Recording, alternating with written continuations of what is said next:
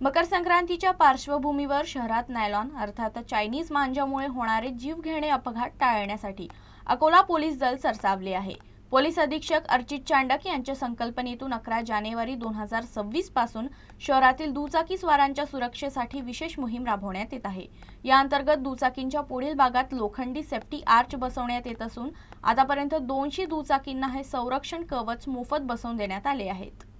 मकर संक्रांतीच्या पार्श्वभूमीवर नायलॉन मांजामुळे होणारे जीवघेणे अपघात टाळण्यासाठी अकोला पोलिसांनी अनोखी मोहीम हाती घेतली आहे। पोलीस अधीक्षक अर्चित चांडक यांच्या संकल्पनेतून शहरातील दुचाकीस्वारांच्या सुरक्षतेसाठी विशेष लोखंडी सेफ्टी आर्च बसवण्यात येत आहे।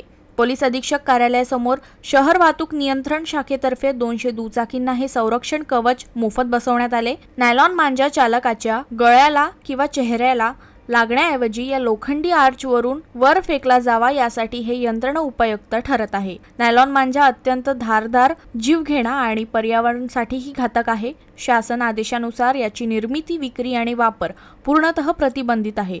नायलॉन मांजा विकणाऱ्यांना किंवा वापरणाऱ्यांवर कठोर कायदेशीर कारवाई केली जाणार आहे। पुढील 7 दिवस शहरात ठिकठिकाणी ही मोहीम सुरू राहणार असून नागरिकांनी सुरक्षतेसाठी सहभाग घ्यावा असे आवाहन अकोला पोलिसांनी केले आहे।